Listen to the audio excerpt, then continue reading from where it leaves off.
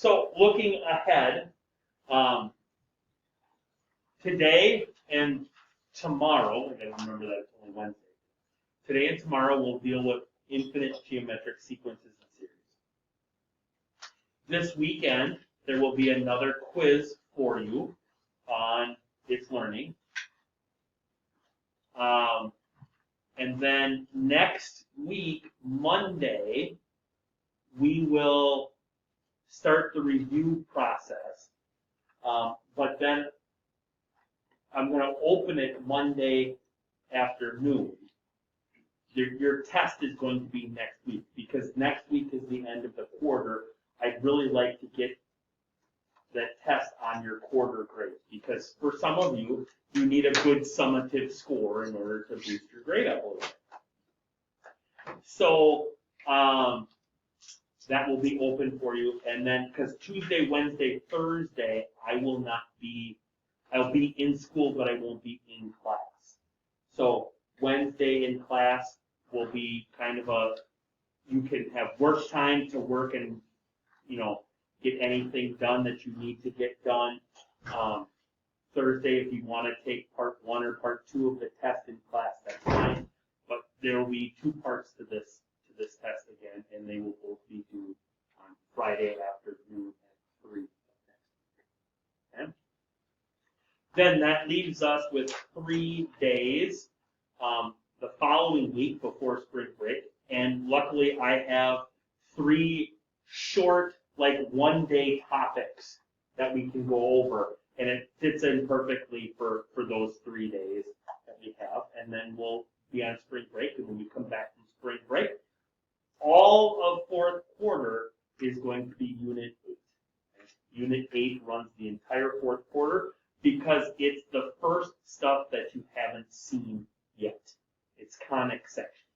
And so we're going to be talking about parabolas and ellipses and hyperbolas and circles and diving headfirst into all of those. Okay?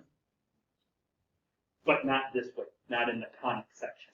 You saw it in terms of the quadratic way. Now we're going to do it in a different way. Okay? Bless you. So here we go. And then it's the end of May. And then it's graduation time. Okay? So series 1. Now for these slides, tap the brakes. You don't have to write these down. This is just kind of a visual type thing. Okay? Okay? So we've got 2 different series. Okay? So series number 1 here, if I were to graph it, and I apologize for my scaling on the bottom, but if I were to graph it by the term number down here on the bottom, or what term it is in the sequence,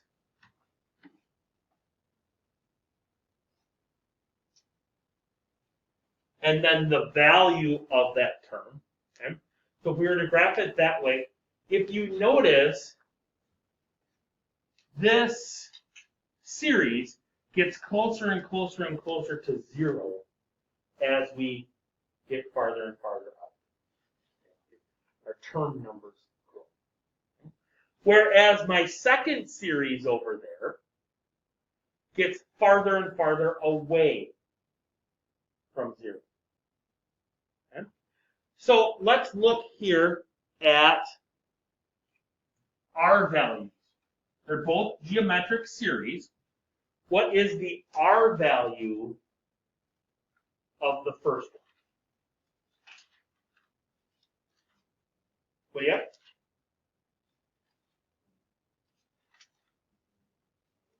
1/3? I would agree with 1/3. Remember, we can take any term, so let's take 2/3 and divide it by the term right before it. That's 2.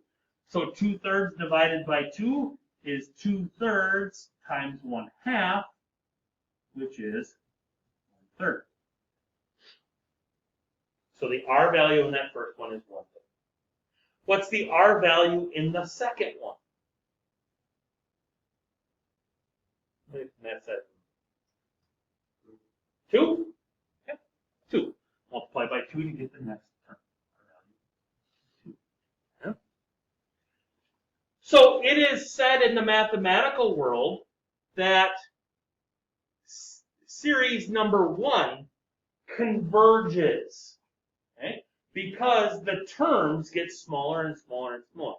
They get so small that when you get out to like the 10th or the 11th term, it's almost like already adding 0. Okay? So those converge onto a sum value, or we call them, they converge. It's a converging series. Series number 2 is a diverging series because it's getting farther and farther away. The next term is getting bigger and bigger and bigger. And so we can't find the sum there. But we can find the sum for series number 1. What's up? Yes, by all means. Yeah. Let's change our R values to be negative values. Okay? So now, here in this first series, we have an R value of -1/2. And the graph, if you will, of the series would look like this, where it would flip-flop from positive to negative the entire time. But it still is getting closer and closer and closer to 0 as we go along. Okay? Here, my R value is -2, and it is getting farther and farther and farther away. Oops, my thumb didn't go very far in the bottom one. Getting farther and farther and farther away as we go on. So this, again, even though our terms are flipping between a positive and a negative, this term, or this first series, is still converging.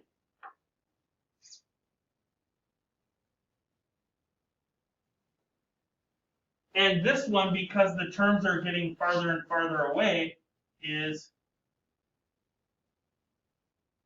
diverging. Okay? So we still have converging and diverging. And we can find the sum on a converging series. We can't on a diverging series, because the terms are just getting too big to add in. Okay? If R is 1, then, or -1, okay, they don't diverge at all. If R is -1, it still would just flip-flop back and forth, but they wouldn't converge or diverge. And so here again, no sum, because you would always be, in this case, adding 2. If you go to the next term, you're still adding 2, and that's going to change because we're not adding that close to 0 number. Okay? So, for what values do infinite sums exist? Now we can start writing down this in the notes, because this is the key part here. So an infinite sum exists if our R value, oops, excuse me, I put less than or equal to there. It should just be less than. If R is between 1 and -1, we can find the sum of an infinite series, because those are converging series. And those converging series, again, when we get out to the 10th, the 11th, the 12th term, we're basically adding something so small that it's adding 0. That is nothing to us. The formula for the sum of an infinite series is the first term divided by 1 minus R.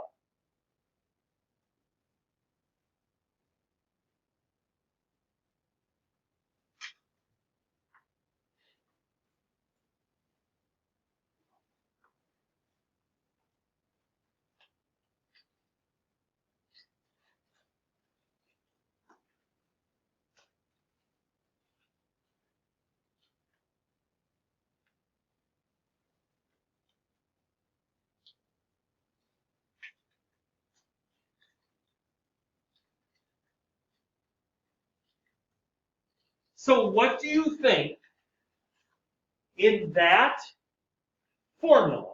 What do you think you should find first for the sum of an infinite geometric series?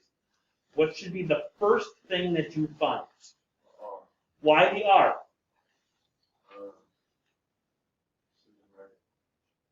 Why would we want to find R first? Exactly. If R is bigger than 1 or smaller than -1, so if R is, come on now, outside of that range, your answer is no sum exists. If R is inside that range, you can find it. So you want to find your R value first. Okay? Definitely want to find your R value first. Then find your G sub 1.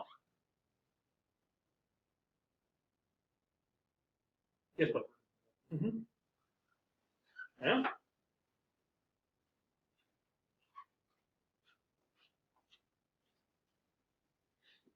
Ways to recognize infinite sums.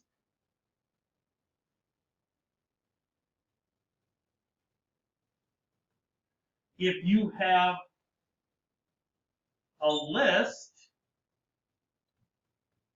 you're going to look for that ... at the end. Okay? That's one way to recognize an infinite sum. Another way is the directions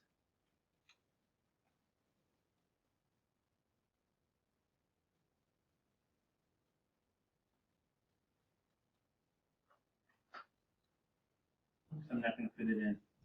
Not even going to try to squeeze it in. Just move it down. Actually, move it up.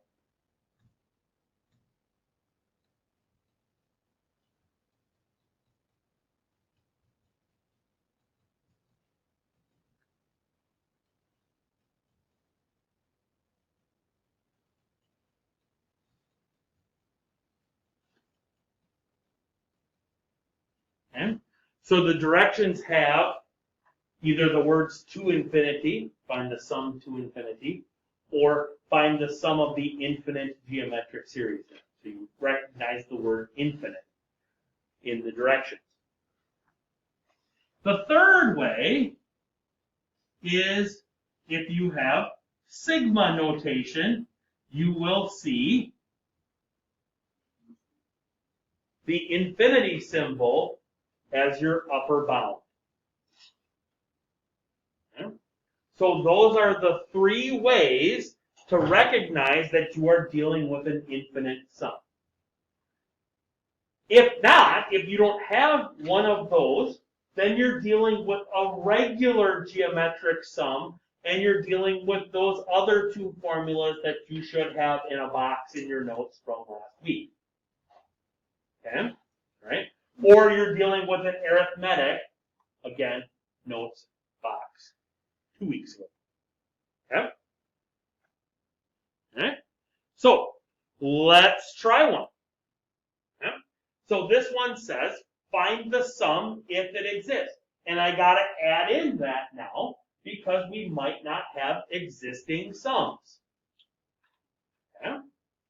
So the new directions will for sure say if the sum exists. Okay?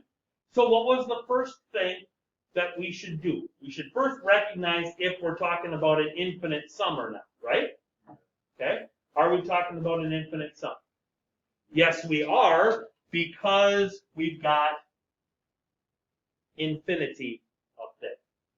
Okay? So what's the first thing we should find then?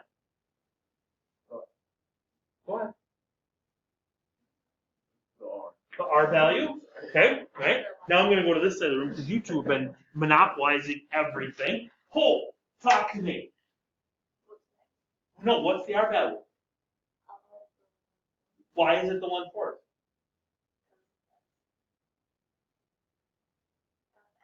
Because that's what's got the exponent on it. Yeah, buddy. Okay? So our R value is 1/4. because it's what's got the exponent on it. Okay? Rihanna, can I ask you a personal type question? Is 1/4 between -1 and +1? Yes, it is. So can we find the sum? Yep. Yes, we can. Okay, so we can find the sum now.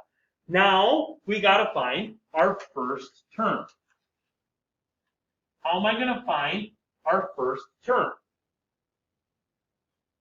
What? I'm going to plug 1 in for n. So this is going to be 3 times 1/4 to the 1 minus 1 power. 1 minus 1? 0. 1/4 to the 0 power. 1 times 3? 3. So my first term is 3.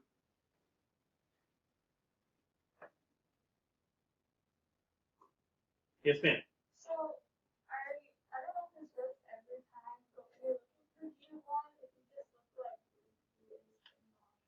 then would that be right? Or It doesn't necessarily work every time. It works. It works if this is 1 and that's n minus 1. You know what I mean? If it's in the recursive formula, if the rule is in the recursive formula, it works. But it's just easier just to blanket statement it so that you get in the habit of doing the same thing every time. Just put that bottom number in every time. Okay? All right, so now we can go to our sum formula. The sum is equal to my first term, which was 3, divided by 1 minus my r value of 1/4. Okay? Well, what's 1 minus 1/4?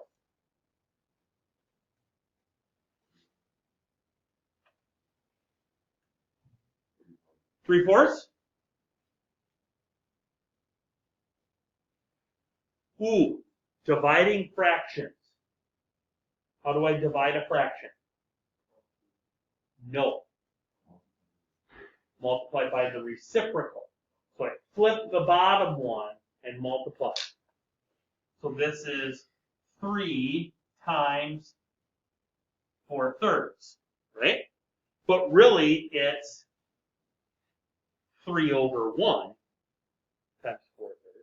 How do I multiply fractions?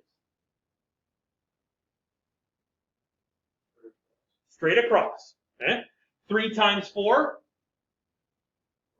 12. 12 divided by 3? 4. So this is the sum of this infinite geometric sequence is 4.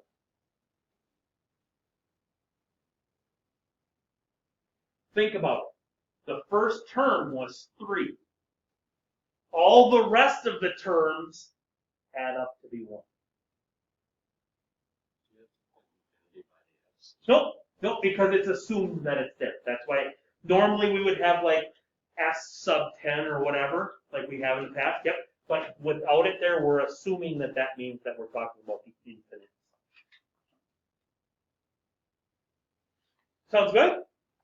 Love it. Try that one. Find me the sum if it exists. Infinite or not infinite? Infinite. We go into infinity. Okay? R value.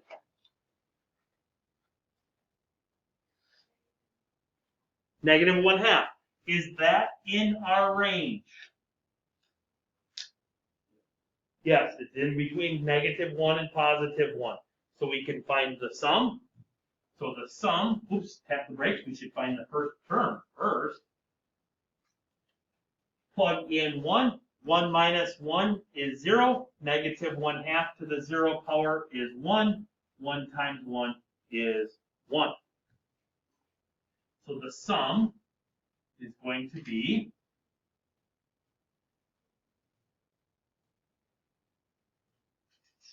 so we've got purple first. Purple is 1. Blue is -1/2. Okay. 1 minus -1/2 is like 1 plus 1/2, which is 3/2.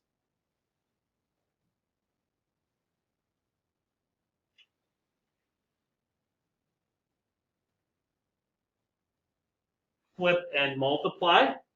1 times 2/3 is 2/3. So the sum of this infinite geometric series is 2/3. And yes, fractions are your friends. Okay? Fractions are your friends. Okay? Let's try that one.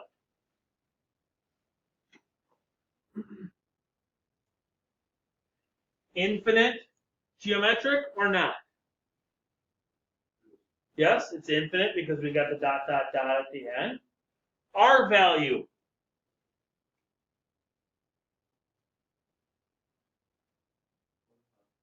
One half? Do we agree with an R value of 1/2? Nobody's agreeing with you. Are you all right? Do we agree with an R value of 3/2? Now I see heads nodding. Yes. Remember, any term divided by the term right before it gives me an R value of 3/2. Is that in my range? Why not? It's 1.5. 3 divided by 2 is 1.5. That's outside my range. That's bigger than 1. So this sequence diverges, so no sum exists. And that is your answer. No sum exists. Again, if it's not in that -1 to +1 range, you're done. Can't do it. Impossible. Because the terms keep getting bigger and bigger and bigger. Okay? That is all that I got for you. Again, I remind you that formative assessment 7-2 is due tonight.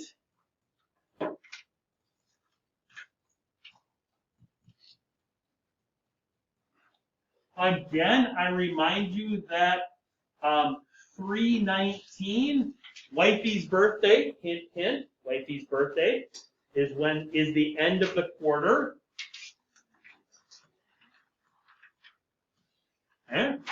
So if you want to have things turned in by then, that would be great. They would be graded. Currently, I just got done updating grades, so grades are current as of 35 minutes ago. Okay? And some people are still missing a lot of stuff. Okay? So please utilize this next half hour to get me something done. Okay? Get something done. Okay?